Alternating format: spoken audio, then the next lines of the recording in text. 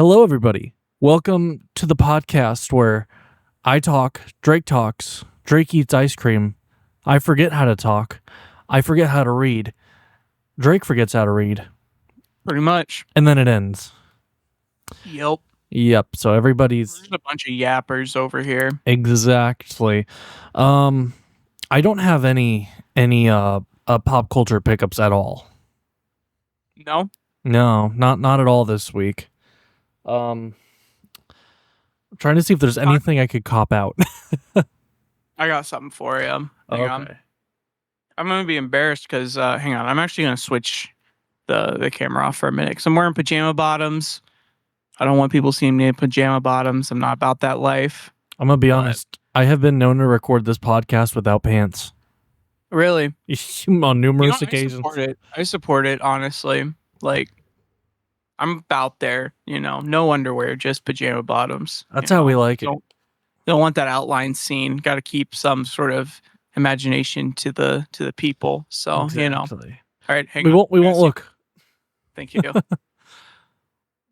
Oh, good. I actually liked how Discord handles this because then I don't have to do any editing. This is perfect. Or you know what? I guess I have something here that I can show off that I got like a year ago. So there's that. I'll entertain everybody. The kookaburra sits in the open tree dome. I found something. I should not have left you by yourself. I could hear that. I was like, oh my God, we lost so many people.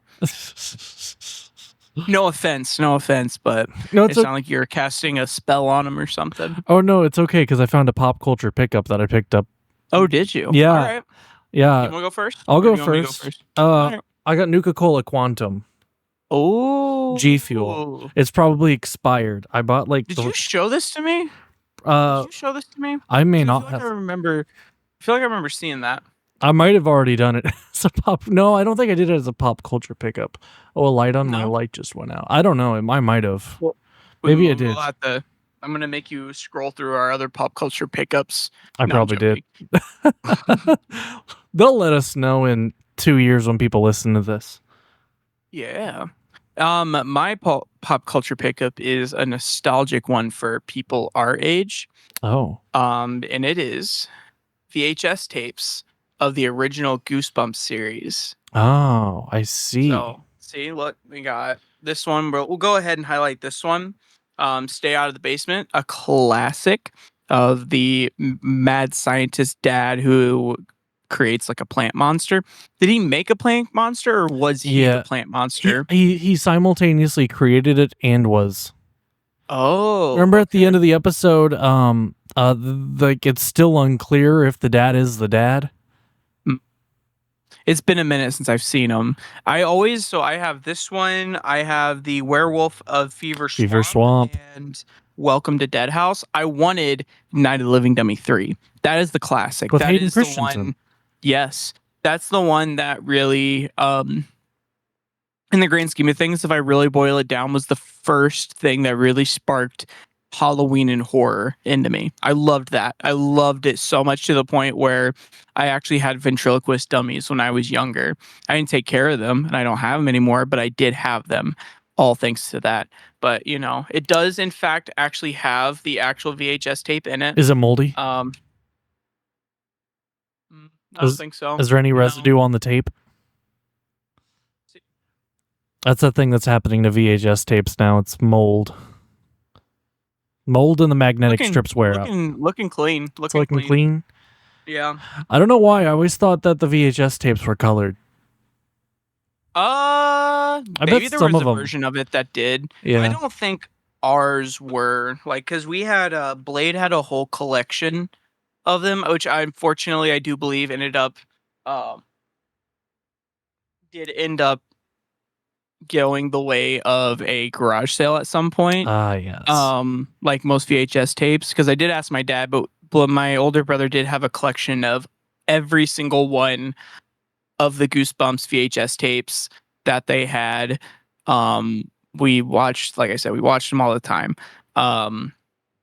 Until my older brother pulled a prank on my younger brother, where because like I said, I have ventriloquist dummies, and my older brother did too. And we watched Night of the Living Dummy one night, and in the summer, our house was a little old. Story time, by the way, we're doing a little story time real quick, and then we'll get into everything.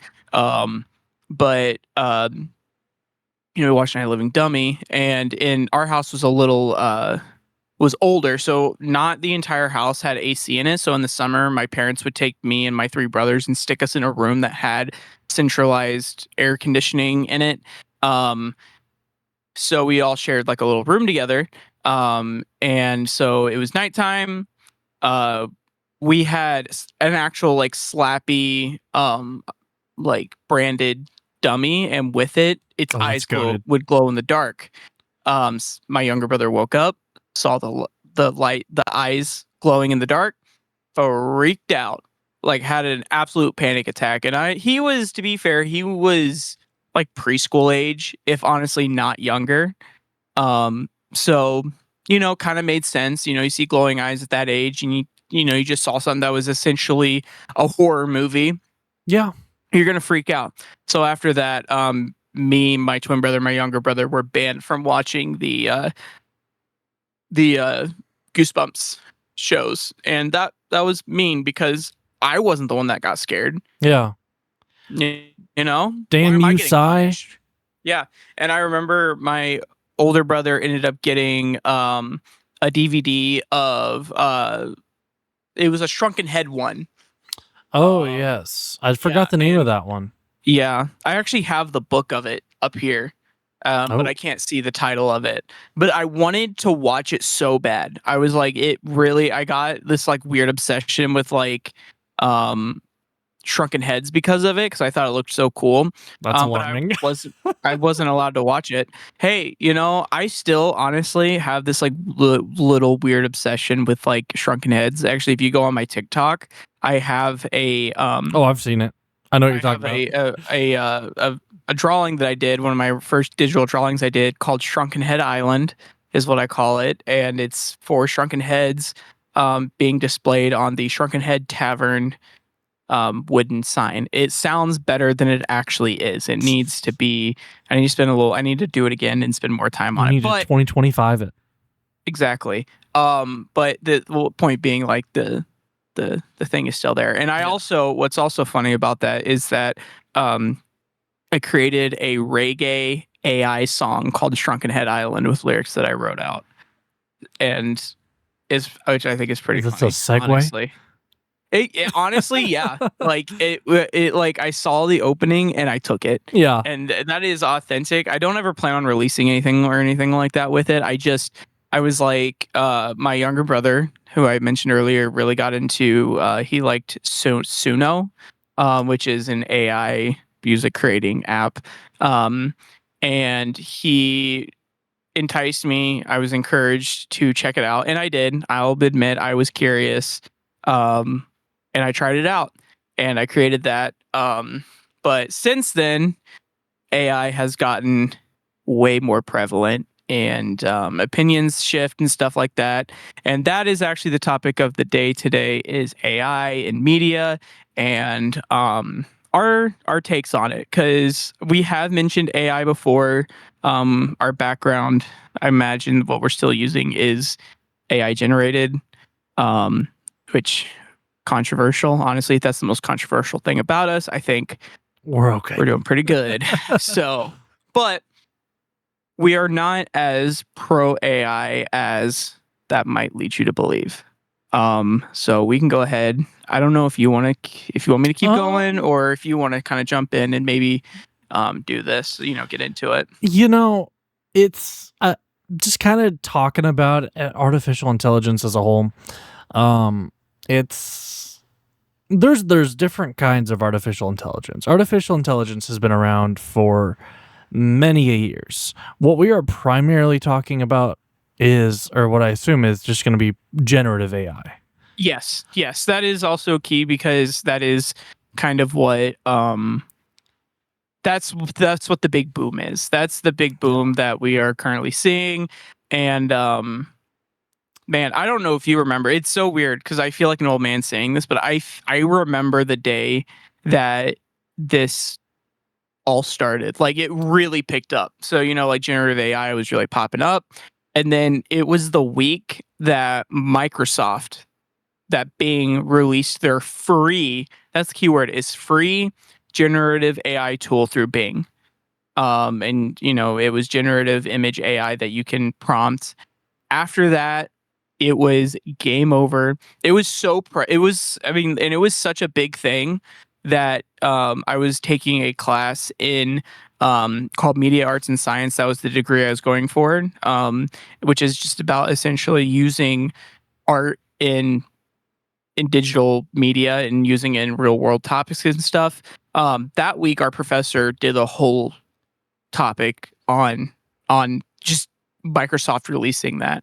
That's how big it was. Like he knew it. He was like, "This is a turning point in generative, and just AI in general." And he was right. After that, it was, it broke the barrier of there's like two things that I think that like new technology and stuff needs to break before it becomes popular. All right. Yeah. And this is one of the things that I feel like VR is struggling with. One, it needs to become accessible to the masses. That's a big thing. And up to that point, if you wanted a good generative AI, you had to pay for it. After that, or you had to you didn't write have it to. yourself. Yeah, exactly. And I mean, it wasn't perfect, but it definitely was better than any other free thing possible. Yeah. And then two, it needs to break the gimmick barrier, is what I call it, which is essentially like people would be only really using it as like a hobby or as like a party trick, if that makes sense. After it broke that barrier as well, and it started becoming something that it was used in actual media and now at this point taking jobs, I mean, it blew the gimmick barrier out of the way. I mean, it was like, oh, look at this little image I made on my phone with a quick little prompt, oh, that's cool. It was, and then you just whatever. And now it's taking jobs. It is, I mean, the thing that sparked this whole conversation is what happened at the Sphere with Wizard of Oz and how they use generative AI to enhance the video of their Sphere interaction thing. So, yeah. So, yeah, words. yeah, that's kind of. I just kind of went on a tangent there. I just realized that I didn't allow Ben to really talk. I was like, Ben, you give us your opinions, and then I just kind of took over. So I'll bounce it back to you. I mean, if I'm gonna be honest, I'm kind of at a point where I just don't care. Really? Yeah, I mean, it's floodgates already been opened. Yeah. And I think that's one of the big things that I hear is a lot of people are like, at this point, there's really no stopping it. It's like, it's here. It's here now. Yeah. Yeah. It's one of those things that it's out there. It's on the internet. It's always going to be accessible in one way, shape, or form. Regardless of any form of regulation that can take effect. And yeah. Do you have any other thoughts on it, or? I mean, like, I think I'll have more thoughts when we actually kind of like talk about. Like, I assume we're probably going to talk about the Wizard of Oz. Yes, and it kind of ties into what my opinions on it is.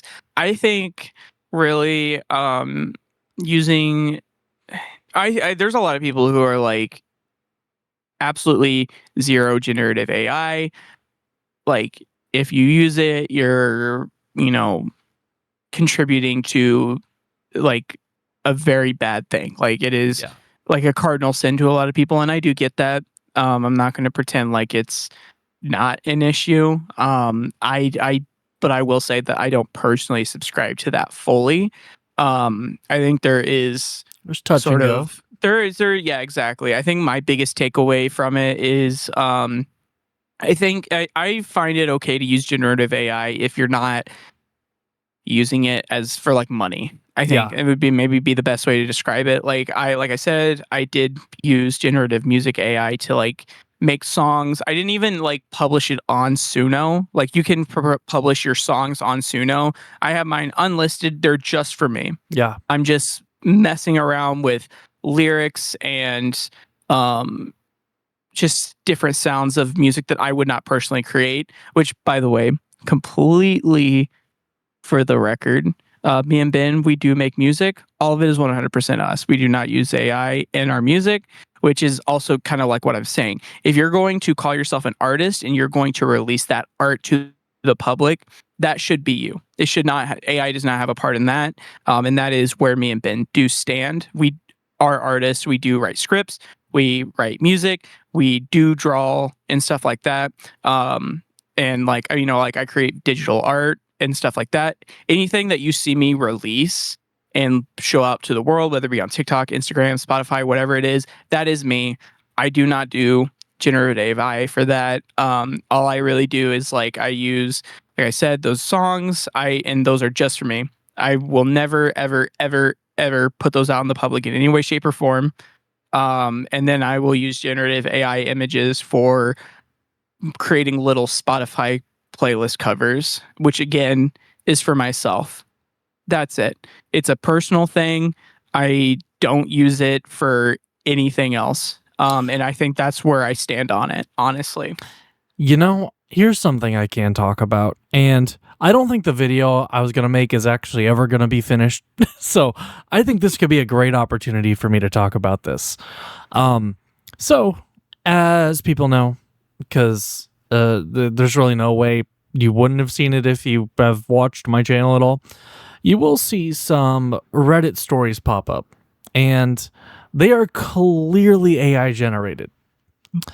Everything. It was for this little test that I did about I was performing just to see what YouTube's algorithm would push out, what TikTok's algorithm would push out with AI generated content versus stuff that I did, which you can probably tell which did better because I'm no longer doing any form of Reddit stories besides like what we talk about on here, which we source everything. Like we post where we got all of the topics from, so it's clearly not. But so I was comparing Reddit stories to movie facts. Movie facts do better. It makes more sense anyways because that's people like movies. But AI content is, I think the algorithm is very, very smart when it comes to being able to tell what is AI generated, especially when all the voices for AI come from the same source pretty much from 11 labs. Yeah. And I think that is something that I think might be the strongest case against using AI, like in general. A lot of people, with the music and the AI or in the images and stuff, it's ripping from actual artists. Which I don't know if that's where you're getting at with that. But it did. That's just kind of what made me think of was the fact that they're trained through actual artists and stuff. Yeah. And I think that is completely valid in a concern because it is taking I wouldn't appreciate someone taking my art style and switching it up for whatever it is. I don't think that's cool. But and I don't know, it's interesting seeing how far it's come because I remember the first big project I remember hearing that it broke that it used AI was Late Night with the Devil. Oh, yes. That was the first. Yeah, it has been so long ago. And not that we're doing a, piss or pass is what I'm going to call it because that rhymes. You can either give it a pass or it can piss off. That's where I'm making that. I just literally came up with that off the top of my head. But I do give Sympathy or Late Night with the Devil a pass. Sympathy for the Late Night with the Devil. I liked that movie. There. Yeah, thank you. I did too. I know a lot of people were like, I'm not watching it. They used generative AI in it and stuff like that. They were upfront. They were upfront about it. And I think the big thing about why I would give it a pass is because of how new generative AI was at the time. That was literally right at the cusp of the breaking of generative AI. And it wasn't a big part of the movie. It was little title cards that came up about, maybe there was like 3 of them that came up for like 2 seconds each, you know? And I mean, could they have used an actual artist to do it? Absolutely they could have. But you know, if you're in the creative field, and regardless, if you're in the creative field and a new tool, and you know, you can say that, you know, I'm going to describe it as a tool. Yeah. And a new tool in the creative field comes out and you're not excited to try it out. I don't think that's a good mindset. You know what I mean? Like, I think you should try it out. And if you realize that it's, you know, problematic or it's not for you or whatnot, totally valid. But like, coming from someone in a creative field, knowing that there's something new creative out there, you get excited for it. And I think that's probably what happened in this situation. You know, it's what's kind of ironic about Late Night with the Devil too, with it just being like the title cards. That probably took more work for them to tell AI to go and do it than them actually just putting the text on the screen. Honestly, especially for that time. Yeah. Because I remember trying out, like I said, generative AI through early AI. It was so tweaky. It's so bad. It was so bad. I remember trying to just have it generate just a clean image, and there was always something wrong with it. Yeah. And then you try to tell it to, like, oh, just remove that 6th finger on that person's hand. You get a whole new image, whole new thing. Yeah. And it's 7 fingers that time, you know? And, but yeah, I think I give it a pass, but what can piss right off is the Wizard of Oz at the Sphere. Okay. I'm not giving it a pass. They know damn well better than to do that. And I'm not exactly sure what the process is, because as Ben said earlier, there are different types of AI. When you think of generative AI, you always think of insert prompt here and it does whatever. Like even Now and Then by the Beatles uses generative AI in that song to clean up Lennon's vocals for that song to be created. Everyone gives that a pass, you know? And I don't know where I'm going with that. Essentially, it's the same cleanup, right? So they used the generative AI to clean up the image of the screen. And then, I mean, I have seen clips of it, and it almost is a completely different movie. Do you know what I'm saying? Have you seen the clips of it at all? Yeah, I've seen the clips. It is, the way that the scenes are constructed and stuff is absolutely insane.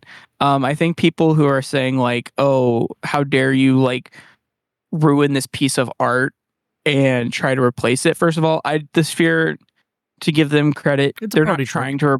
It's a party trick. It's 100% a gimmick.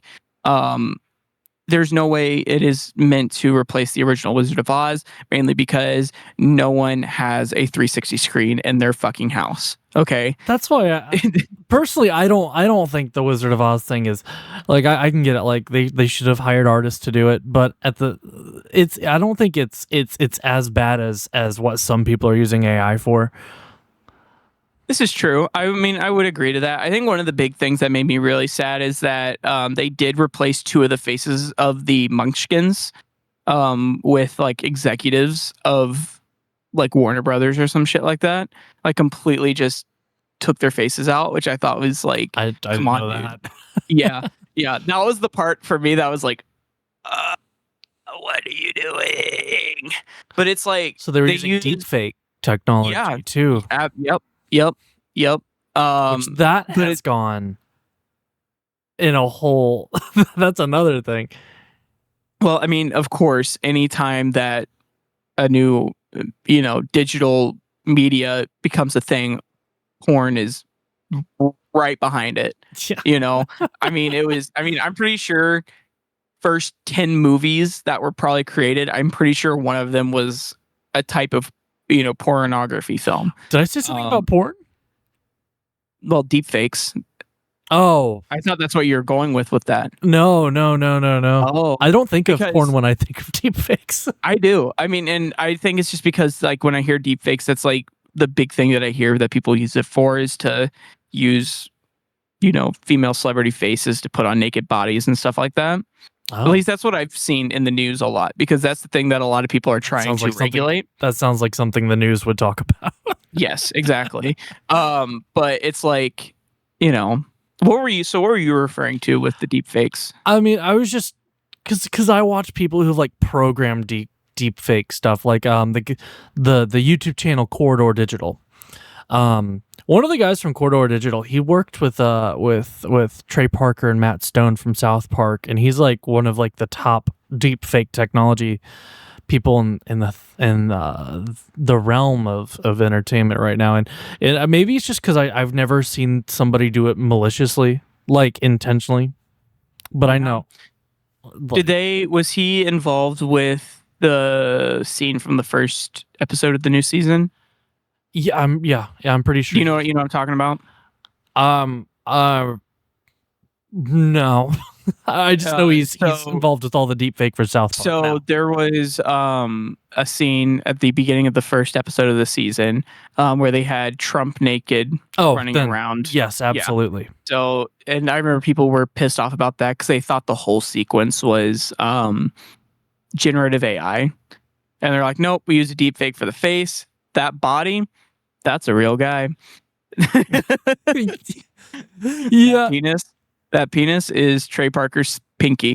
Like, which is pretty funny. But I mean, and what's also interesting? Wow. And I'm, for the record, we're not trying to get political here. I mean, you can probably find clips of us being political in our own regards and stuff, but they've been scrubbed. Yeah, probably. Not that we're ashamed of our political views, just anyways, point being, recently I by nature am just in general curious about political things in general and how it shapes our world and how it's going to be for our future and stuff like that. And current events have made me really kind of. You're gonna date our podcast. Okay. Well, I'm not saying anything outside of that. Current events made me kind of like keep looking at Trump's Instagram. I don't follow him, but I was like looking at it. The last two, which I feel like I want you to take a look at it to see if you notice it too. The last two press conferences. Oh, I know what you're referring to. Did look AI generated. Yeah. No, I know what you're talking about. Look AI generated, which is insane to me. And even like I have family and who are really support him, and they were even like, you should not use AI as a way to address the country. Absolutely insane. And I was like, I don't even have words for that. I'm gonna date our podcast here. Okay. It's because Trump's dead. No, wait. Is that what you're saying? That's what people were saying. I know. That's why. That's not the most recent thing that's happened, but yeah. Well, here's the thing though, is that you look in the comments, almost no one mentioned anything about it. The only time that I saw it start commenting about it constantly was I looked at the comments of a Philip DeFranco show episode, and he posted he used the conference in his video. Yeah. And he didn't mention anything about it, but the people in the comments did.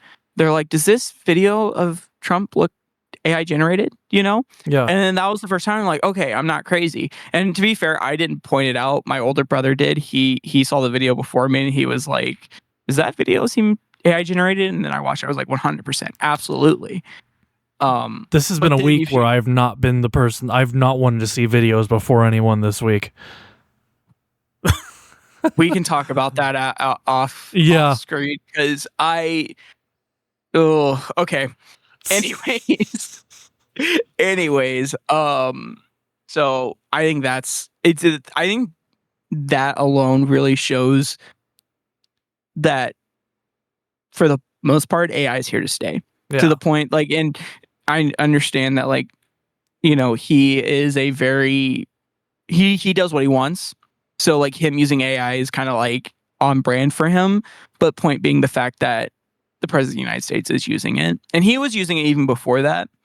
But like in a meme way, he was using it as like memes of showing himself as like the Pope, and what he wants to turn Gaza into like a resort, and he had bearded women dancing there and stuff like that, which I think is. Did you hear about that? That was so funny. But he did an AI generated video of like, this is what the Gaza Strip should look like under.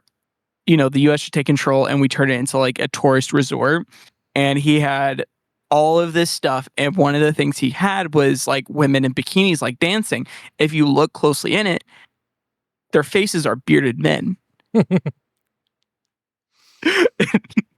which is. I could make some comments, but I don't want to get this podcast shut down. Totally fine. We should probably switch the topic anyways. But point being, he switched from that to like genuinely using it as a way to address the people, which is in any way, shape, or form is just an insane like telling of where AI is.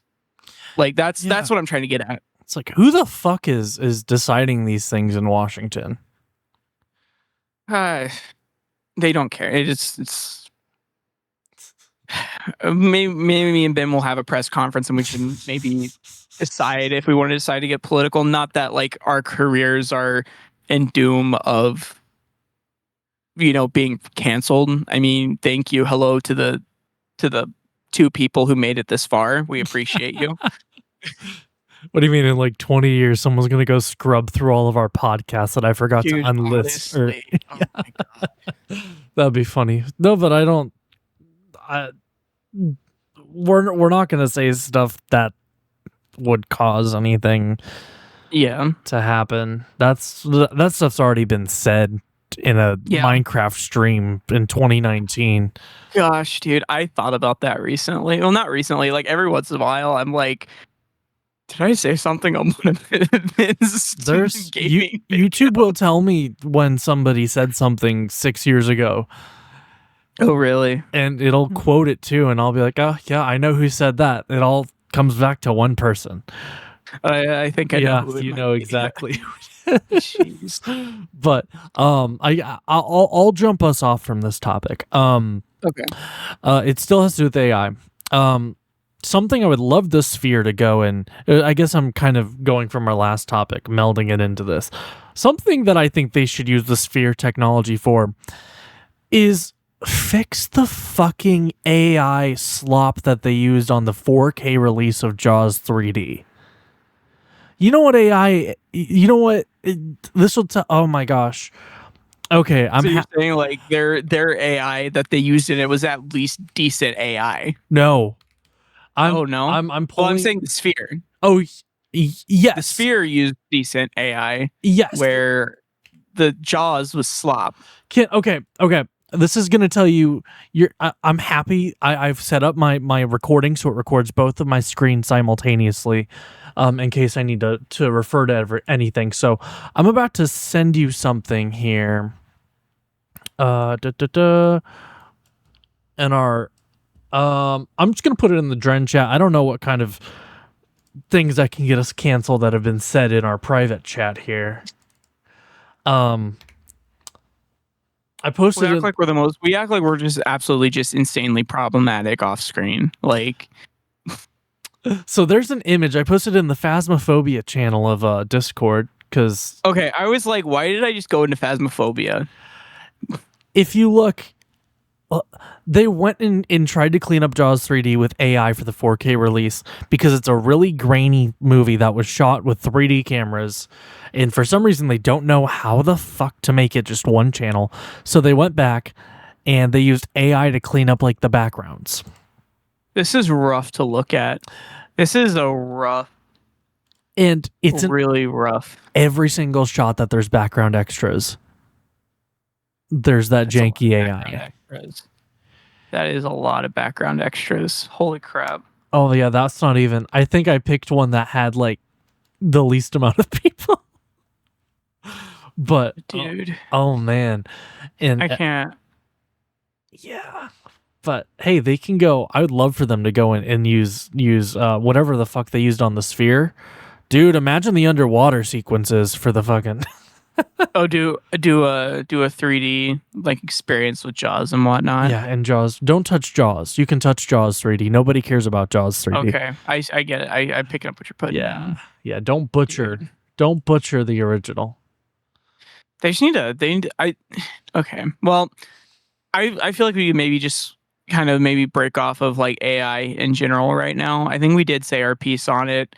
Point being, if you got the money to pay an artist, do it. I think that's my big takeaway. If you have the money, pay an artist, do it. If you use AI and that's your only creative liberties that you use to put out in the world, you are not an actual artist. Yeah. I will also say that. But I also do think that, if you're bored and you want to see what it looks like when the chicken crosses the road with his head cut off, who am I to stop you? I have something that to say in kind of regards to something that you just said. I don't know if you've ever thought about it, but I also I'm not really against it if you take your art and if you don't have someone to bounce it off of, if you don't have someone to give ideas to. I don't think there's anything wrong with like something text-based being like, hey, what's wrong with this? Because like in schools, they're making kids use Grammarly all the time now, stuff like that. But Grammarly can tell which AI engine you used to write your page stuff. No, I think that's also valid. I do know that like I would use AI like outside of generative AI, like I would use ChatGPT to like look up new songs. Yeah, a lot of the that's time. a good thing to do. Yeah. I will be, because I have a very weird obsession with like just honestly any style of Halloween music. I'm very obsessed with. Didn't and I know like that. No, this didn't tip you off at all. I thought you were more of a romance dude. Not my pajama bottoms also being monster related. Well, we wouldn't know what your pajama bottoms looks like. Well, I know, but it is in fact like here. Let me just come up here. Oh, there we go. 100,000 likes and Drake will show us his fully clothed butt. I do it for 100,000. I'd show my fully clothed butt. Point being, I would be like, give me Halloween songs from the 1930s, and it would give me a little list, and I could check them out. Because sometimes Spotify's remix stuff isn't hitting. Yeah. So it's hard to find that stuff sometimes. And that's going to go throughout the entirety of the internet. Yep. It might give you something from 2030 that just hasn't been released yet, but yeah. And then also it can give like recipe ideas. Like if you're like, hey, I want to make caramel apple snickerdoodle cookies. Yeah. It'll give you like, it's not going to create the actual like, oh, here's your cookie. Here you go. Yeah. It'll tell you how to do it, and you can also even do that with drawings too, Yeah. A lot of times I'll ask it to sometimes I've had it where I would ask it to create a picture for me, and instead of creating it for me, it would tell me how to make it. Yeah. Which, I mean, I think that's a gray area. Like, it'd be like, oh, how did you figure out how to draw this? Oh, ChatGPT told me how to do it. I think there could be a debate. That'd be an interesting debate. I would also be kind of curious to see how that would look. Is it like, I don't know. That's actually, I just talked myself into a weird predicament there. Something I've used it for is if I'm writing like code in Python, it's, hey, what the fuck did I mess up here? I've used it to properly format Google Sheet coding. Not as aggressive as like Python, but it let me know how to like auto fill things in and stuff, which was really nice. Good job, Drake. Thank you. I'll be honest, I've like forgot everything that that I learned in high school about Google Sheets. Dude, they taught us functions and formats and everything. What? Guess what? What? Guess what? Doesn't matter. You look it up on ChatGPT and it'll tell you how to do it. But you can get a desk mat that has all the Google Sheets formats anyways. But I could have ChatGPT generative make me the Matt. No, you don't need that. Drake, you don't need that. Gemini's built right into Google Docs and Google Sheets. You just go to the top Not right-hand corner. sponsored. Gemini's way better than ChatGPT. Is it really? I Oh, haven't tried it out. I have not whipped up anything generative AI in a minute. There was a point where I was a little obsessed. I will Yeah. admit it. it's like my There was a only point. gambling. Yeah, I mean, it was like almost like a little hobby. And like I said, none of those things that I created will ever see the light of day to the public because that's not what I use it for. We got his IP address, everyone. We're hacking into his computer right now. Oh, please don't. You're going to be seeing, sexy ghost sheet girls, posing for me, Anyway. Tisk, tisk, tisk. I wish they were me. No, those are That's those just your are hidden background. through NordVPN. Dude, imagine I share my screen and it's my background and it's fucking you dressed up as like a sexy cowardly lion. You have those images in a bank safety Bank. deposit box in Switzerland. Bro, yes. Neutral territory. So when the Nazis build a time machine, they go to Switzerland and they steal your hard drive, and that's what they bring time traveler Hitler. Oh my god. I have no words at all. I just said a thing. I'm gonna get canceled for that, even though that's pretty tame. It's fine. You know what? Don't even have to even go anywhere. Tarantino can make that one movie. I can say what I just said. Dude. So the first time I watched that, Blade, my older brother is a huge movie buff, like absolutely insane movie buff. He got me watching a lot of different things. And one of those was Inglourious Bastards. And I didn't realize that Quentin Tarantino really takes artistic liberties with things. So like the whole plot is like a Hitler assassination, right? Yeah.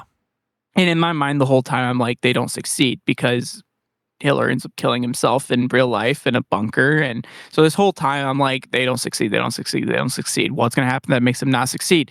And then the next thing I see are those two gentlemen just spewing their bullets from the top balcony. It was beautiful. I mean, I was in awe.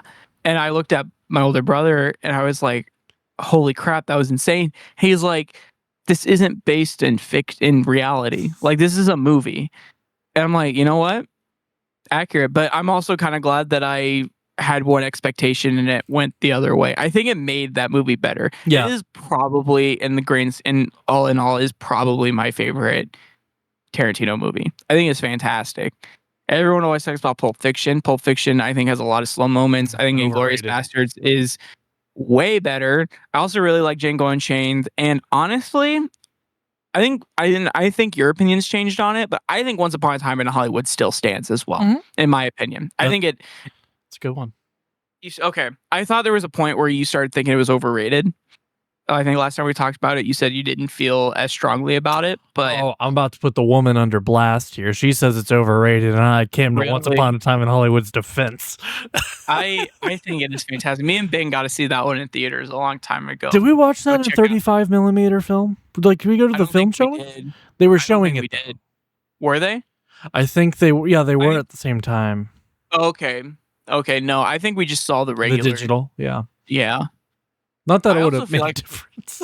I honestly feel like I kind of low-key missed out on the Oppenheimer one because I know they were doing it as well, and when that was released, and I didn't see that, and I feel like I kind of missed out on an event. I don't know. I got excited for Oppenheimer because it was the first time in a long time since Endgame that I felt like that there was like an actual like movie event happening. Yeah. Spider-Man. I think that's.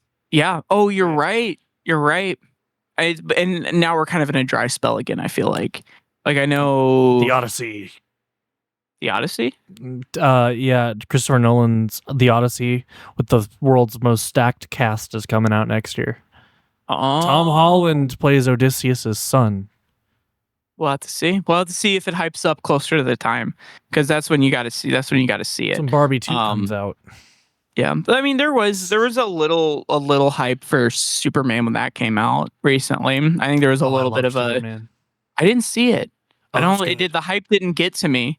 Oh, Um, Nicholas Holt, phenomenal as Lex Luthor. we could talk. We could make a podcast for that Let's man have a whole specifically. Nicholas. Okay, that's next episode. Oh, Nicholas dude. Holt. Do we announce one of our projects while we're doing it? I need to finish that up. Honestly, I'm sorry. I'm slacking on that department too. Oh I no, was it's thinking about that.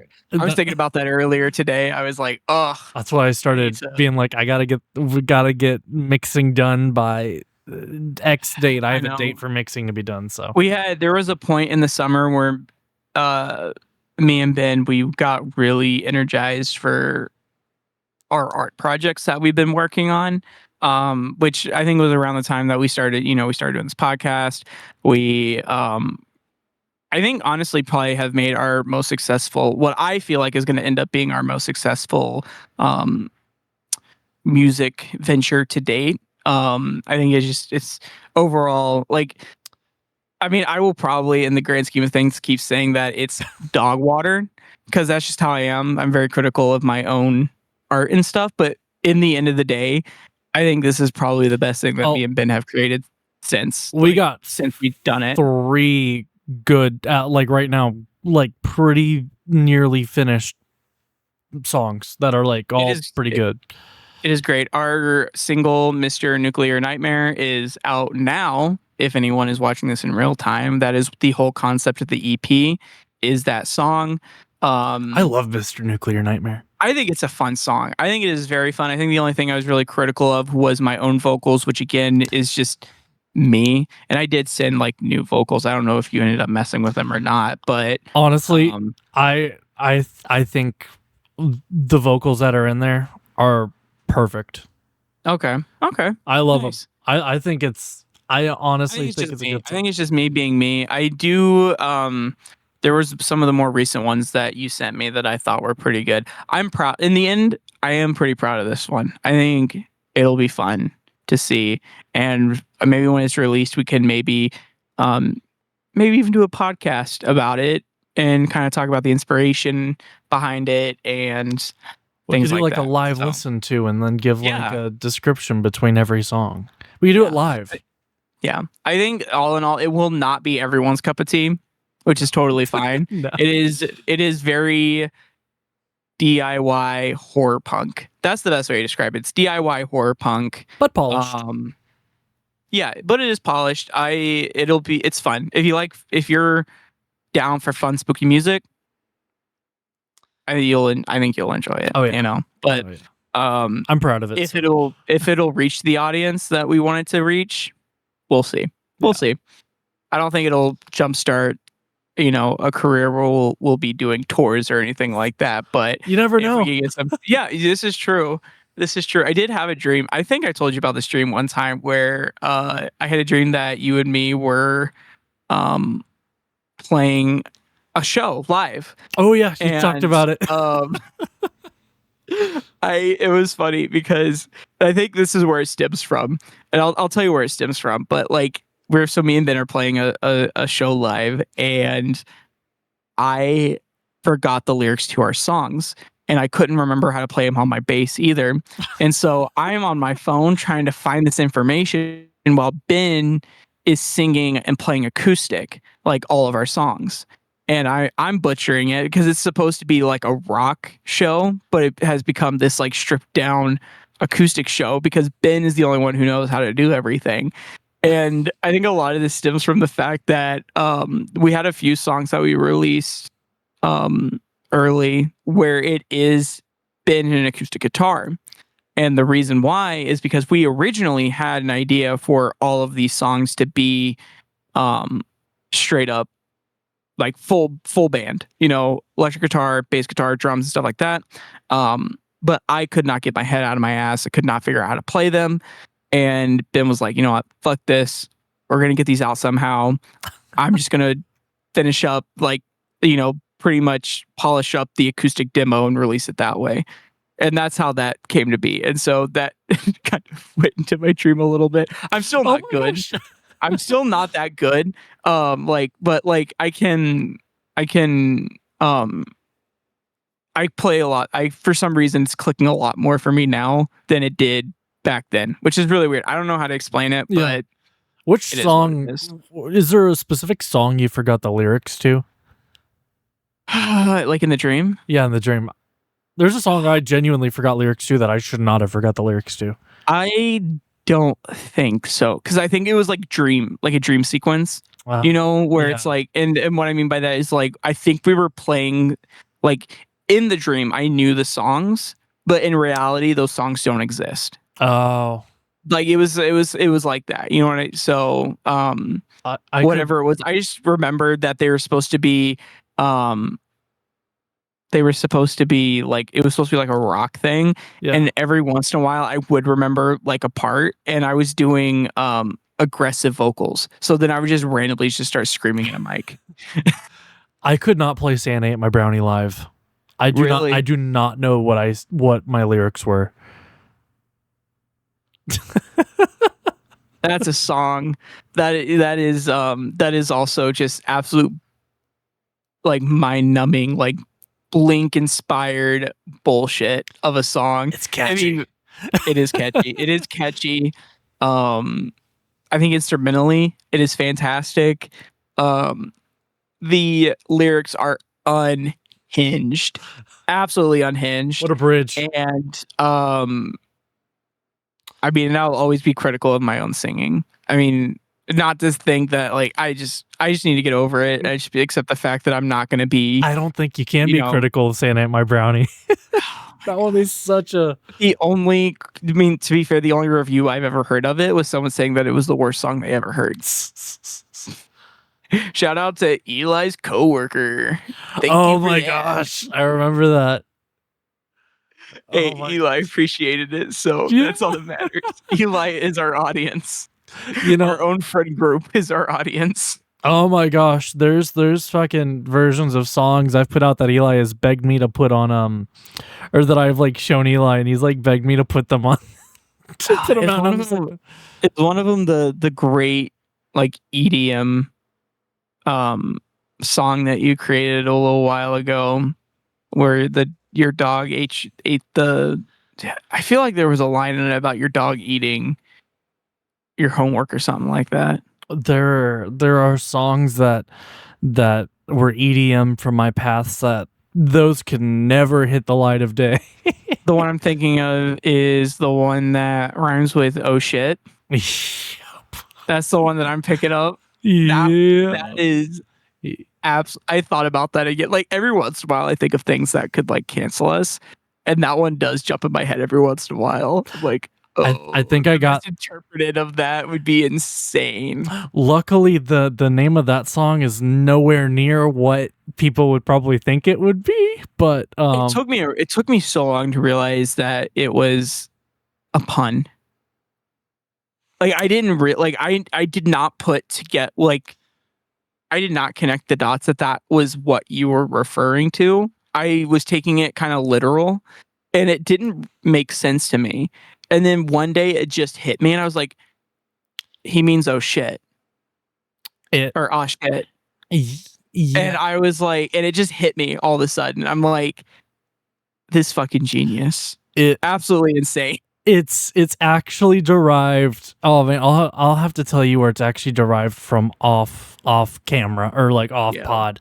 Because it is terrible. I could absolutely get canceled because it's something I actually said to an actual person who would have been mortally offended by it. Oh my god, Ben.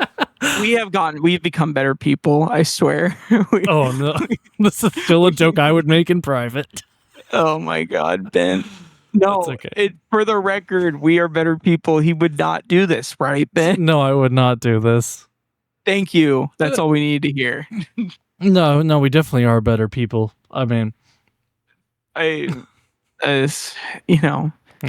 Your high schoolers, when you're a high schooler or a middle schooler who was raised on Rainbow Six Siege and Call of Duty, You know what? Eli likes to take credit for writing that song, so I'll give it to him. Okay, you know what? There we go. There we go. There, cop out. He doesn't care. He does not care at all. If that's anywhere on the internet, I'm gonna ask DistroKid to go modify it to make him the writer. Oh my god, that's insane. I just imagine. I've seen clips of people. It's like famous artists. It's like first song they created, most popular song, like newest song, and then somehow they find that song and it becomes your first release, and you're just like, oh my god.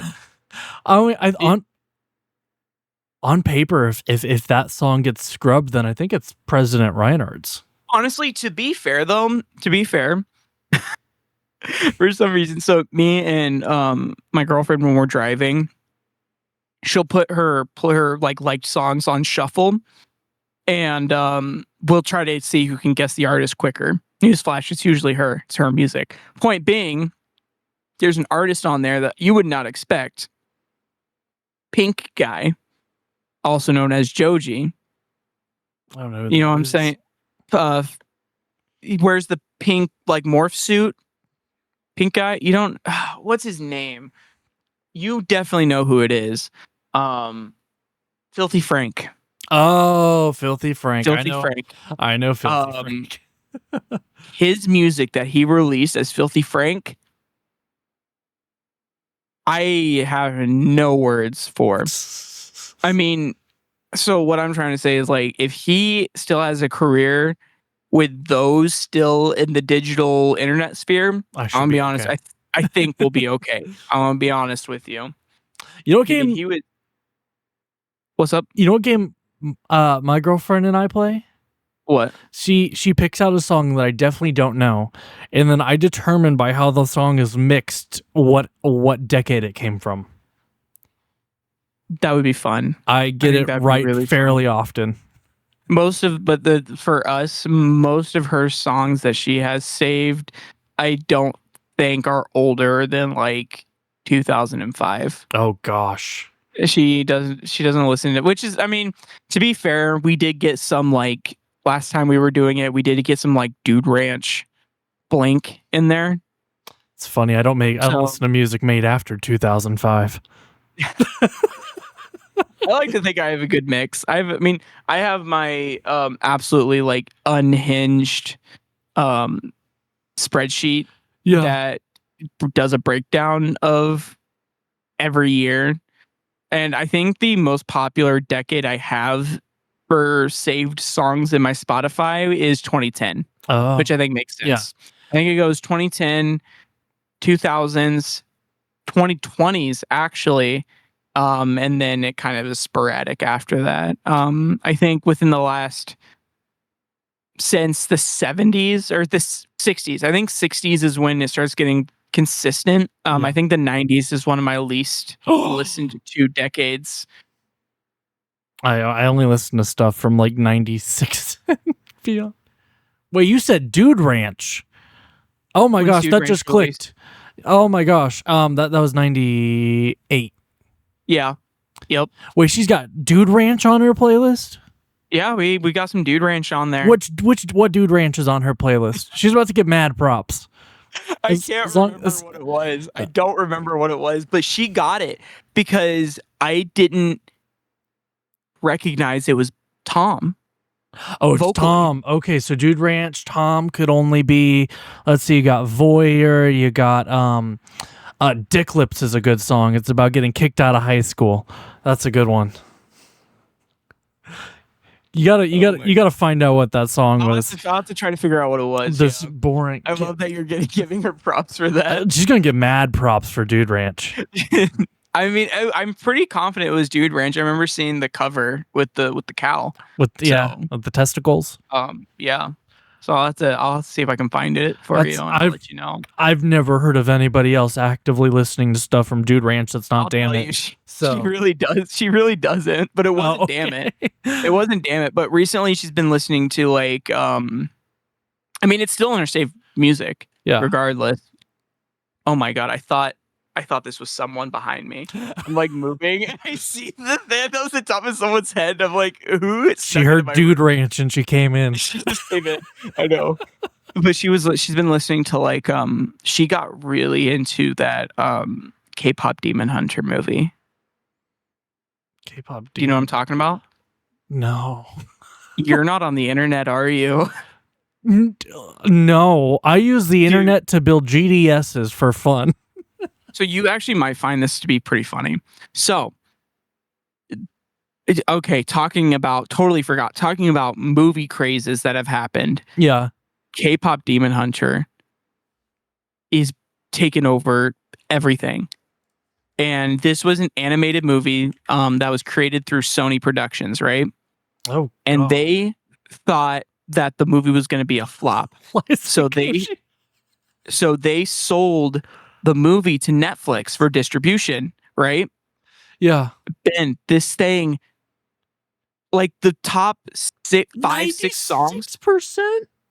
The top like 9 to 6 songs on like any like chart right now is from that song, from that movie. Top 5 of every chart right now is from that movie. I mean, it blew the fuck up to the point where they started releasing it in theaters off Netflix for people to go see it, and they've been selling out. It is insane how big this movie is. Oh, that's not good news for Corey Feldman. Why is that? Because his new album's going to come out. Oh no, no one's gonna listen to Corey Feldman because of K-pop Demon Hunter. Exactly. He's got it going on right now. Dancing with the Stars. Dude, I was literally about to say he's gonna. Imagine he's getting my votes every week.